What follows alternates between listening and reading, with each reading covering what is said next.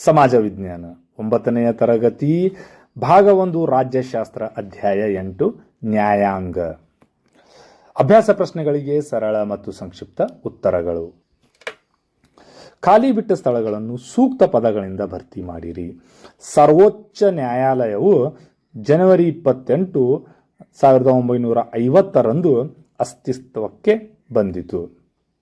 ಸಂವಿಧಾನದ 32ನೇ ವಿಧಿಯ ಅಡಿಯಲ್ಲಿ ಹೊರಡಿಸಬಹುದಾದ ವಿಶೇಷ ಆಜ್ಞೆಗಳ ಸಂಖ್ಯೆ 5.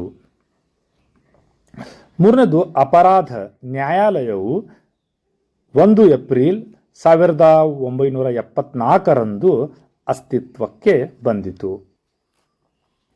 4, ಕಂದಾಯ ನ್ಯಾಯಾಲಯಗಳಲ್ಲಿ ಅತಿ ಕೆಳಹಂತದ ನ್ಯಾಯಾಲಯ ಎಂದರೆ ತಹಸೀಲ್ದಾರ್ ನ್ಯಾಯಾಲಯ. ಪ್ರಶ್ನೆ ಸಂಖ್ಯೆ 2, ಈ ಕೆಳಗಿನ ಪ್ರಶ್ನೆಗಳಿಗೆ ಸಹಪಾಠಿಗಳೊಂದಿಗೆ ಚರ್ಚಿಸಿ ಉತ್ತರಿಸಿ. 5, ಸರ್ವೋಚ್ಚ ನ್ಯಾಯಾಲಯದ ನ್ಯಾಯಾಧೀಶರ ನೇಮಕ ವಿಧಾನ ಮತ್ತು ಅವರ ಅರ್ಹತೆಗಳಾವವು. ಮೊದಲಿಗೆ ನೇಮಕ ವಿಧಾನ.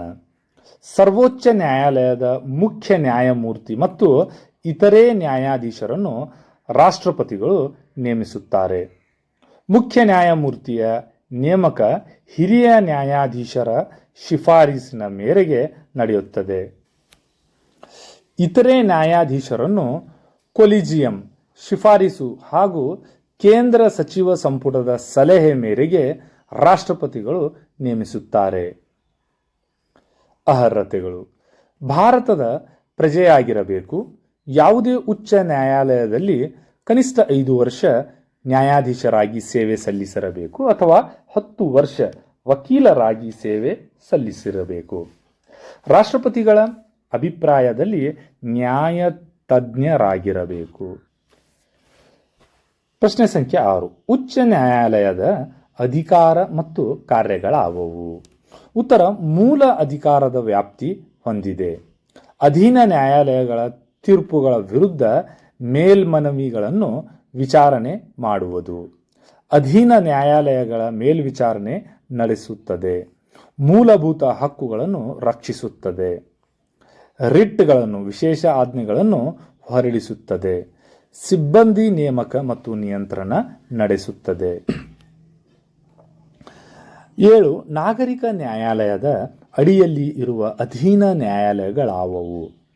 ಉತ್ತರ, ಅಧೀನ ನ್ಯಾಯಾಧೀಶರ ನ್ಯಾಯಾಲಯ, ಹೆಚ್ಚುವರಿ ಅಧೀನ ನ್ಯಾಯಾಧೀಶರ ನ್ಯಾಯಾಲಯ, ಮುನ್ಸಿಪಲ್ ನ್ಯಾಯಾಲಯ, ಹೆಚ್ಚುವರಿ ಮುನ್ಸಿಪಲ್ ನ್ಯಾಯಾಲಯ. ಇದು ಮುನ್ಸಿಪಲ್ ಆಗಿ ತಪ್ಪಾಗಿ ಪ್ರೊನೌನ್ಸಿಯೇಷನ್ ಆಗಿದೆ. ಇದು ಮುನ್ಸಿಫ್ ನ್ಯಾಯಾಲಯ. ಪ್ರಶ್ನೆ ಸಂಖ್ಯೆ 8, ಜನತಾ ನ್ಯಾಯಾಲಯ ಲೋಕ್ ಅದಾಲತ್ಗಳನ್ನು ಸ್ಥಾಪಿಸುವ ಉದ್ದೇಶಗಳೇನು? ಅವು ಯಾವಾಗ ಅಸ್ತಿತ್ವಕ್ಕೆ ಬಂದವು? ಅಸ್ತಿತ್ವಕ್ಕೆ ಬಂದ ವರ್ಷ 1985.